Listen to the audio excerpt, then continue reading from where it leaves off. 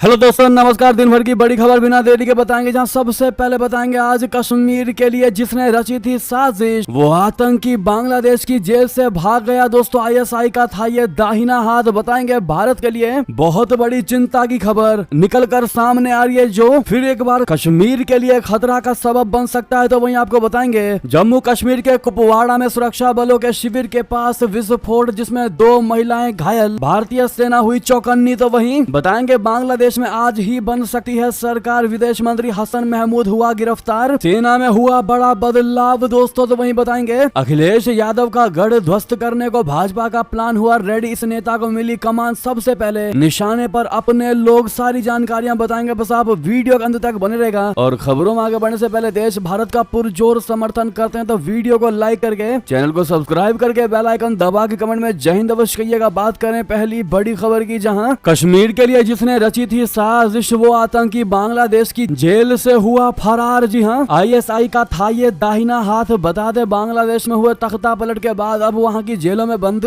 आतंकी और कट्टरपंथियों के जेल से भागने का खतरा बना हुआ है। हालत ये हो चुका है कि प्रतिबंधित इस्लामी छात्र संगठन समेत जमात इस्लामी और जमात उल मुजाहिदीन के आतंकियों समेत कई कट्टरपंथियों को बांग्लादेश में हुए तख्ता पलट के बाद जेल से छुड़ा लिया गया है। इनमें से कुछ आतंकी और कट्टरपंथी तो वो भी हैं जो कश्मीर के लिए पाकिस्तान की शह पर साजिशें रचते आए हैं। वहीं बांग्लादेश में बदहाल हालात के चलते कई मंत्रियों के देश छोड़ने की दशाओं पर उनको एयरपोर्ट पर रोक लिया गया है। जानकारी के मुताबिक बांग्लादेश में शेख हसीना की सरकार में कई मंत्री नजरबंद हो चुके हैं, मंत्री देश छोड़ने की फिराक में है। बता दें, बांग्लादेश में तख्ता पलट के 24 घंटे के भीतर अलग अलग जेलों में उपद्रवियों ने हमला बोला है। जानकारी के मुताबिक इनमें से एक महत्वपूर्ण ढाका की जेल में बंद प्रतिबंधित इस्लामी आतंकी संगठन जमात उल मुजाहिदीन से जुड़े कुछ आतंकियों को भी जेल से छुड़ाया गया है। सिर्फ इसी प्रतिबंधित आतंकी संगठन से जुड़े आतंकियों को ही नहीं छुड़ाया गया, बल्कि अलग अलग जेल में बंद कई प्रतिबंधित आतंकियों और कट्टरपंथियों को भी जेल से छुड़वाने की योजना बनाकर निकाल लिया गया है, क्योंकि ये सभी कट्टरपंथी और आतंकी बांग्लादेश में सरकार के खिलाफ थे। इनमें से आतंकी संगठन जमात उल मुजाहिदीन का चीफ अंसार उल्लाह पाकिस्तान की खुफिया एजेंसी आईएसआई की शह पर भारत के खिलाफ साजिश में शामिल रहा था। केंद्रीय खुफिया एजेंसियों से जुड़े अधिकारियों के मुताबिक सिर्फ इसी आतंकी की ही नहीं बल्कि अन्य आतंकियों के जेल से छुड़ाए जाने पर वो पूरी नजर बनाए हुए हैं। जी हां दोस्तों, आपको बता दें, केंद्रीय खुफिया एजेंसी से जुड़े अधिकारियों की माने तो जमातुल मुजाहिदीन का चीफ अंसार उल्लाह पाकिस्तान की खुफिया एजेंसी आईएसआई का बड़ा हैंडलर माना जाता है। ये कश्मीर में साजिश रचने के लिए कुख्यात था। वैसे में बांग्लादेश की जेल से भाग फरार होना वाकई में भारत को चिंता में तो डाल ही देगा। तो वहीं आपको बता दें, सुरक्षा बलों व आतंकवादियों के बीच सुबह से मुठभेड़ जारी, जंगलों में छिपे हैं आतंकवादी। बता दें, जम्मू कश्मीर में आतंकियों का सफाया करने के लिए भारतीय सेना के जवान और सुरक्षा बलों का विशेष ऑपरेशन जारी है। इसी बीच सुरक्षा बलों और आतंकियों के बीच उधमपुर जिले के बसंतगढ़ इलाके में एनकाउंटर की खबरें सामने आ रही है। उधमपुर रियासी रेंज के डीआईजी रईस मोहम्मद भट्ट ने मंगलवार शाम 5 बजे सोशल मीडिया प्लेटफॉर्म एक्स पर सुरक्षा बलों और आतंकियों के बीच मुठभेड़ की जानकारी शेयर की है। डीआईजी उधमपुर रियासी रेंज ने लिखा कि क्षेत्र में गतिविधि के बारे में विशेष जानकारी मिलने के बाद आज तड़के हमारे दलों द्वारा एक एसडीओ लॉन्च किया गया। पीएस बसंतगढ़ के खानेद क्षेत्र में आतंकवादियों के साथ मुठभेड़ हुई है, जो अब तक जारी है। दोस्तों, बता दें, इतना ही नहीं, एक और खबर है यहीं से जुड़ी, जम्मू कश्मीर से जुड़ी, जहां जम्मू कश्मीर के कुपवाड़ा में सुरक्षा बलों के शिविर के पास बड़ा विस्फोट, जिसमें 2 महिलाएं हो गई घायल। जी हां, जम्मू कश्मीर के कुपवाड़ा जिले में सुरक्षा बलों के एक शिविर के पास मंगलवार को हुए विस्फोट में 2 महिलाएं घायल हो गई। अधिकारियों ने बताया कि घायल महिलाओं की पहचान नाहिदा अख्तर और अफरोजा बेगम के रूप में हुई है। दोनों कुपवाड़ा के गुजरपति इलाके के चक की गामी का निवासी है। अधिकारियों ने बताया कि घायल महिलाओं को हंदवाड़ा के एक अस्पताल में लेकर जाया गया, जहां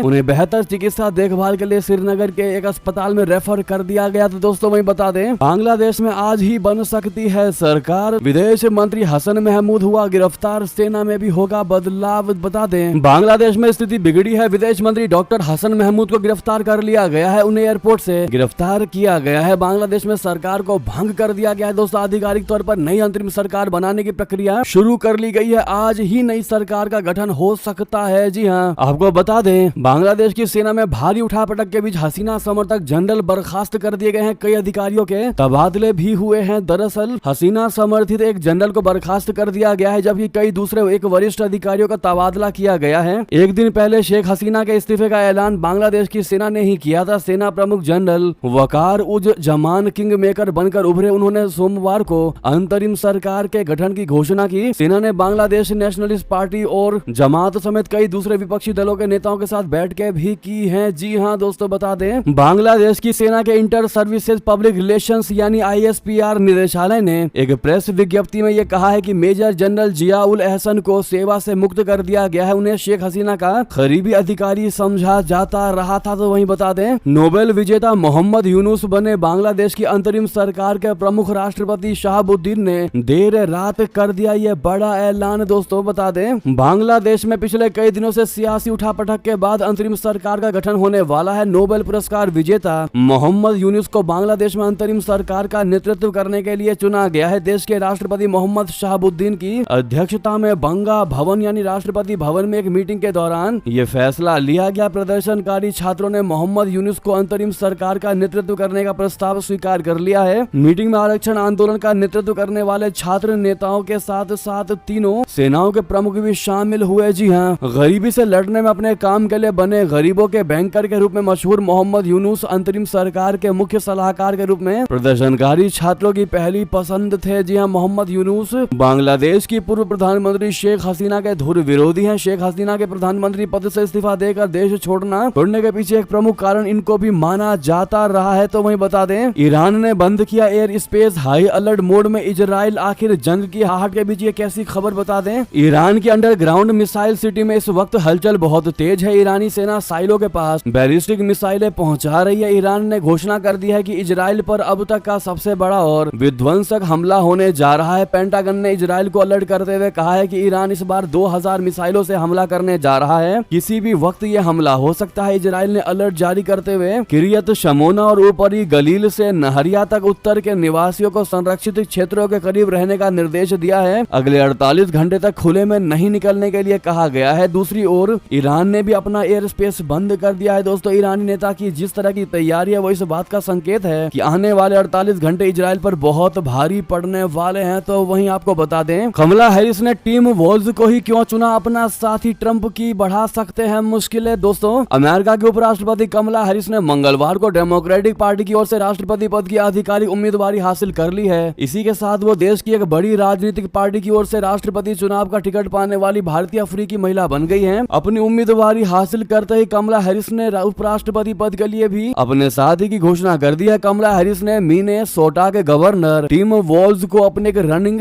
मेट के रूप में चुना है, यानी टिम वॉल्स डेमोक्रेटिक पार्टी की ओर से उपराष्ट्रपति पद से उम्मीदवार होंगे। 59 वर्षीय कमला हैरिस का नवंबर में होने वाले आम चुनाव में पूर्व राष्ट्रपति तथा रिपब्लिकन पार्टी के प्रत्याशी डोनाल्ड ट्रंप से मुकाबला होगा। इससे पहले डोनाल्ड ट्रंप ने ओहायो के सीनेटर JD वेंस को उपराष्ट्रपति पद के लिए अपना उम्मीदवार चुना था। ट्रंप ने एक ऐसे समय अपने आलोचक रहे और बाद में करीबी सहयोगी बन गए वेंस पर भरोसा जताया है। वेंस 2016 में अपने स्मरण हिल बिली एलेजी के प्रकाशन के साथ खबरों में आए थे। उन्हें 2022 में सीनेट में चुना गया था। तो दोस्तों वही बता दें लेबनान में इजरायली लड़ाकू विमानों का मचा कोहराम, बेरूत में सोनिक बूम की दहाड़ सुन दहले लोग। जी हाँ, इजरायली लड़ाकू विमानों ने लेबनान की राजधानी बेरूत को दहलाकर रख दिया है। मंगलवार को इजरायली लड़ाकू विमानों ने 30 मिनट से भी कम समय में बेरूत के ऊपर 3 बार आवाज गति यानी सोनिक बूम को तोड़ा। इसके कारण जोरदार धमाके की आवाज पैदा हुई। ये आवाजें इतनी तेज थी कि लोग डर गए और शहर में छिपने के लिए भागने लगे। ये घटना बेरूत में इजराइल समर्थित समूह हिजबुल्लाह के प्रमुख हसन नसरुल्लाह के भाषण के ठीक पहले घटी है। जी हाँ, इजरायली युद्धक विमानों ने लेबनान की राजधानी के ऊपर कम ऊंचाई पर उड़ान भरी। प्रत्यक्षदर्शियों ने कहा कि वे इजरायली विमानों को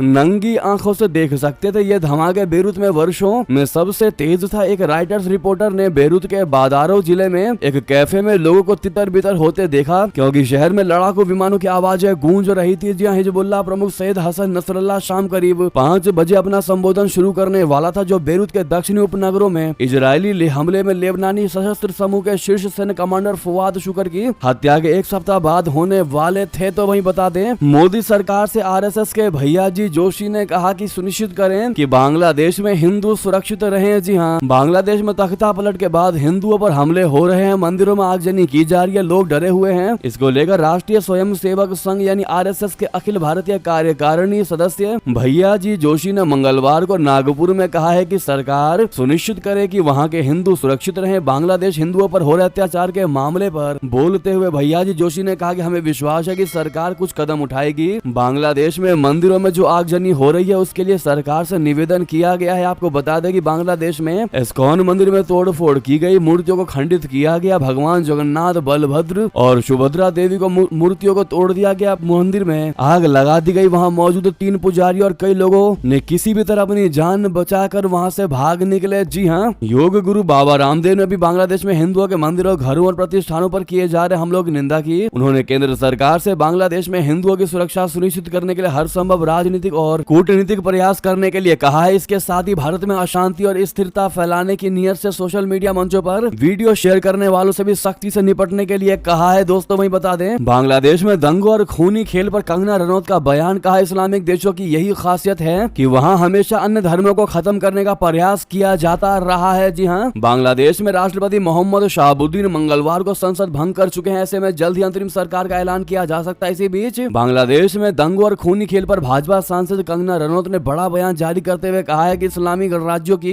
विशेषता है कि वहां हमेशा अन्य धर्मों को खत्म करने का प्रयास किया जाता रहा है। दोस्तों, तो वहीं बांग्लादेश पर ममता बनर्जी का मोदी को सपोर्ट करने पर कंगना ने कहा कि उन्होंने पहली बार बंगाल को भारत का माना है। जी हाँ, बता दें, बांग्लादेश और भारत से सटी सीमा पर हाई अलर्ट है। ममता बनर्जी ने बंगाल के लोगों से शांति की अपील करते हुए कहा है कि ये 2 देशों का मामला है और हम केंद्र सरकार के साथ हैं। ऐसे में कंगना रनौत ने एक्स पर पोस्ट किया है कि ममता दीदी को भी प्रधानमंत्री जी की याद आ ही गई। आखिरकार अपने जीवन में पहली बार बंगाल को भारत का हिस्सा मान ही लिया, केंद्र को समर्थन दिया। वाह क्या नजारा है। इनको पता है इनका नंबर सबसे पहले आएगा। जो बांग्लादेशी शरणार्थियों को वोट बैंक के लिए पाल रखा है वो सब कटार लेकर आएंगे, लेकिन ममता दीदी निश्चित रहे कि राम राज्य में उनकी रक्षा की जाएगी। चिंता की कोई बात नहीं, देश सुरक्षित हाथों में है। तो दोस्तों वही बता दें, पाकिस्तान में भी जमाते इस्लामी बांग्लादेश के बाद क्या इस्लामाबाद में भी सेना करेगी तख्ता पलट। एक्सपर्ट ने किया सबसे बड़ा दावा। दोस्तों बता दें, पाकिस्तान के पत्रकार रजा रूमी ने अपने यूट्यूब चैनल नया दौर पर प्रोफेसर इश्तियाक अहमद के साथ ढाका और इस्लामाबाद की राजनीतिक परिस्थितियों पर चर्चा की। स्टॉकहोम विश्वविद्यालय में राजनीति विज्ञान के प्रोफेसर इश्तियाक अहमद को दक्षिण एशिया की राजनीति का एक्सपर्ट माना जाता है। वो एक भारत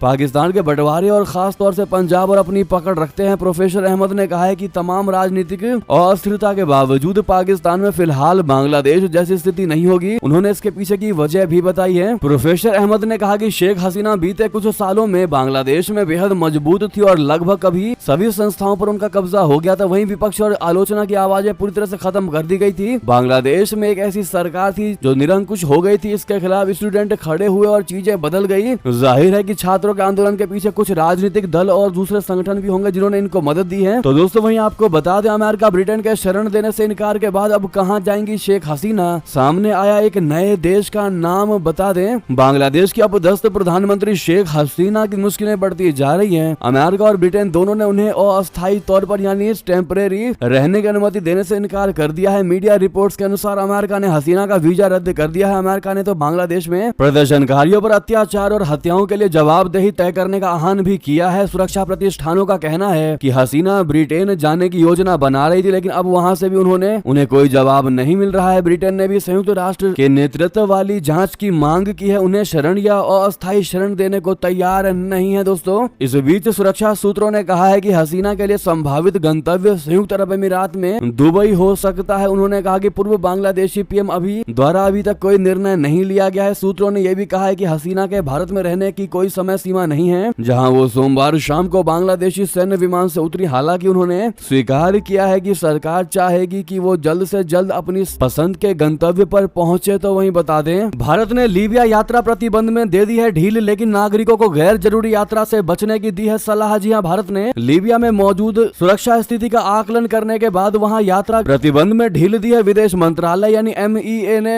एक बयान में कहा है कि लीबिया में भारतीय नागरिकों को सावधानी बरतने और सड़क मार्ग से अंतर प्रांतीय यात्रा से बचने और त्रिपोली में भारतीय दूतावास के संपर्क में रहने की सलाह दी जाती है। तो वहीं नई हज नीति पेश कर दी गई है। सरकारी कोटा घटाकर 70% हुआ। महिलाओं को लेकर क्या लिया गया फैसला, बता दें, केंद्र सरकार ने नई हज नीति पेश कर दी है। इसके तहत अब कुल हज कोटे का 70% भारतीय हज कमेटी के पास होगा, जबकि 30% निजी टूर ऑपरेटर यानी HGO के अधीन होगा। इससे पहले की हज नीति के तहत सरकारी कोटा 80% होता था, जिसे इस बार 10% कम कर दिया गया है। दोस्तों निजी टूर ऑपरेटर के कोटे में 10% की बढ़ोतरी कर दी गई है। भारत और सऊदी अरबिया के बीच हर साल होने वाले हज समझौते के तहत कोटे का निर्धारण होता है। तो वहीं बता दें, विनेश फोगाट ने रचा इतिहास, पेरिस में सिल्वर किया पक्का, अब गोल्डन गर्ल बनने का मौका। जी हां, पेरिस ओलंपिक 2024 में से भारत के लिए एक शानदार खबर सामने आ रही है। भारतीय स्टार पहलवान विनेश फोगाट ने इतिहास रच दिया है। उन्होंने फाइनल में एंट्री करते हुए एक मेडल पक्का कर लिया है। उन्होंने मंगलवार को महिला 50 किलोग्राम फ्री स्टाइल इवेंट के सेमीफाइनल में क्यूबा की रेसलर यूस नेलिस गुजमैन को 5-0 से करारी शिकस्त दी। अब विनेश फोगाट का फाइनल बुधवार 7 अगस्त यानी आज होगा। जी हाँ दोस्तों, विनेश फोगाट ओलंपिक की महिला कुश्ती के फाइनल में पहुंचने वाली पहली भारतीय महिला रेसलर बन गई है। उन्होंने देश के लिए सिल्वर मेडल पक्का कर लिया है। साथ ही उनके पास गोल्ड मेडल जीतने का भी सुनहरा मौका है। आपको बता दें, इस 29 साल की पहलवान ने पिछले साल भारतीय कुश्ती महासंघ के पूर्व प्रमुख ब्रजभूषण सिंह शरण पर यौन दुर्व्यवहार का आरोप लगाने के बाद उनके खिलाफ विरोध प्रदर्शन का नेतृत्व करते हुए काफी समय मैट से दूर बिताया था, मगर उन्होंने ओलंपिक में आते ही धमाल मचा दिया। तो वहीं आपको बता दें, इतना ही नहीं, विनेश फोगाट की जीत पर कंगना रनौत का तंज भरा पोस्ट कहा, मोदी विरोध के बाद भी मौका दिया गया फोगाट को। यही है लोकतंत्र की खूबसूरती और एक बढ़िया लीडर की खूबी। जी हाँ, तो वहीं आपको बता दें दोस्तों, भारत ने बांग्लादेश की सेना से किया संपर्क, कहा सामान्य स्थिति को बहाल करो, बॉर्डर पर टेंशन भरे हालात हैं। दरअसल भारत ने बांग्लादेश की सेना के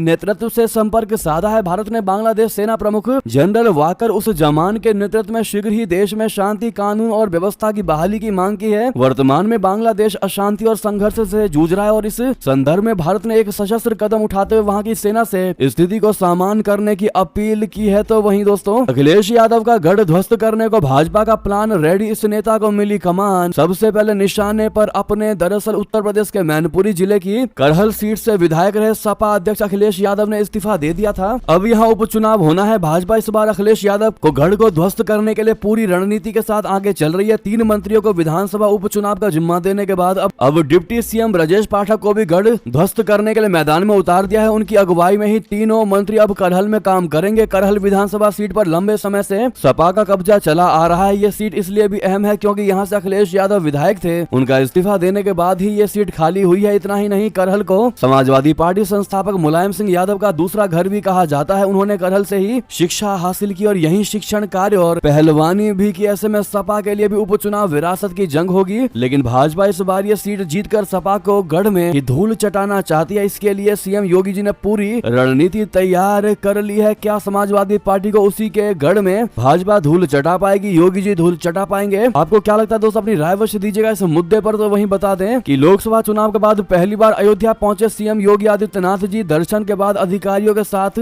कर रहे हैं मीटिंग। तो वहीं बता दें, सीट बंटवारे पर कांग्रेस संग बड़ी खींचतान। क्या वाकई में ऐसा है? बेटे संग दिल्ली पहुंचे उद्धव ठाकरे सोनिया गांधी राहुल गांधी से कर रहे हैं आज मुलाकात। जी हाँ, महाराष्ट्र के पूर्व मुख्यमंत्री और शिवसेना यूबीटी प्रमुख उद्धव ठाकरे अपने विधायक बेटे आदित्य ठाकरे के साथ 3 दिनों के दिल्ली दौरे पर है। महाराष्ट्र विधानसभा चुनावों से पहले ये यात्रा काफी अहम मानी जा रही है क्योंकि सीट बंटवारे पर खींचतान के बीच महाविकास आघाड़ी के तीनों घटक दल का शीर्ष नेतृत्व इस वक्त दिल्ली में है। माना यह जा रहा है कि 3 दिनों के दिल्ली प्रवास में उद्धव ठाकरे न सिर्फ राहुल गांधी और सोनिया गांधी से मुलाकात करेंगे बल्कि एनसीपी चीफ शरद पवार और इंडिया गठबंधन की दूसरी बड़ी नेता ममता बनर्जी से भी मुलाकात करेंगे। लोकसभा चुनावों के बाद उद्धव ठाकरे की ये पहली दिल्ली यात्रा है। आधिकारिक सूत्रों के मुताबिक उद्धव ठाकरे और कांग्रेस के शीर्ष नेतृत्व के बीच बुधवार को मीटिंग होनी है। इसमें कांग्रेस अध्यक्ष मल्लिकार्जुन खड़गे के अलावा सोनिया गांधी और राहुल गांधी भी मौजूद रह सकते हैं। शिवसेना यूबीटी सांसद संजय रावत जिनके घर पर ठाकरे और उनके बेटे ठहरे हुए हैं, उन्होंने बताया कि उद्धव ठाकरे, शरद पवार, मल्लिकार्जुन खड़गे, राहुल गांधी दिल्ली में है, इसीलिए सभी नेता दिल्ली में ही महाराष्ट्र की रणनीति पर चर्चा करेंगे। रावत ने कहा कि हम राज्य में एक सरकार लाना चाहते हैं। तो वहीं बता दें, राहुल गांधी से मिले एसकेएम किसान नेता एमएसपी और कर्ज माफी समेत उठाए मुद्दे। जी हां, लोकसभा में नेता प्रतिपक्ष राहुल गांधी ने मंगलवार को संयुक्त किसान मोर्चा यानी एसकेएम के एक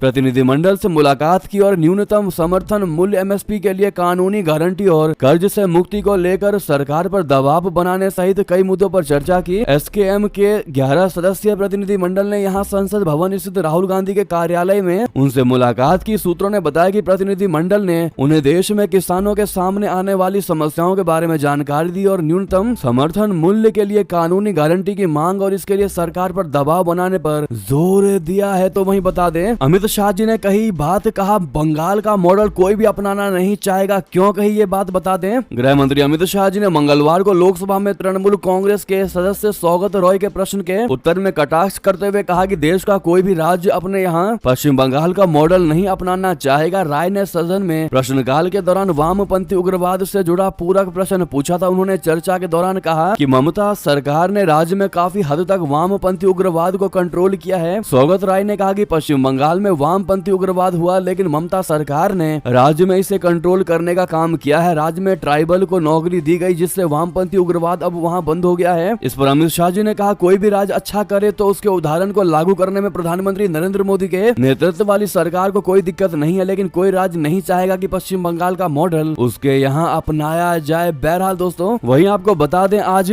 दिल्ली उत्तर प्रदेश में बरस सकते हैं बादल। बिहार में भी येलो अलर्ट जारी कर दिया गया है। दोस्तों, दिल्ली एनसीआर में बीते कुछ दिनों से बादल तो मंडरा रहे हैं, लेकिन बरस नहीं रहे, जिसकी वजह से अब एक बार फिर से राजधानी में तापमान बढ़ चुका है। मौसम विभाग रोजाना बारिश का पूर्वानुमान जारी करता है, लेकिन बारिश नहीं हो रही। मौसम विभाग ने आज यानी कि 7 अगस्त के लिए भी कुछ राज्यों में बारिश का अलर्ट जारी किया है। आज दिल्ली के आसमान में बादल छाए रहेंगे, जो कुछ जगहों पर बरस भी सकते हैं। तो दोस्तों, इसी बीच ये थी की सारी बड़ी खबरें। आपको हमारी खबर कैसी लगी? आशा करता हूँ बहुत अच्छी लगी होगी। थोड़ी भी अच्छी लगी है तो वीडियो को लाइक करके, चैनल को सब्सक्राइब करके, बेल आइकन दबा के कमेंट में जय हिंद अवश्य कहिएगा और लगे हाथ इस वीडियो को शेयर कर दीजिएगा, ताकि हर कोई इन खबरों को समझ करके अपनी राय रख सके। तो वहीं मिलता है बड़ी खबर में। बहुत बहुत धन्यवाद। जय हिंद।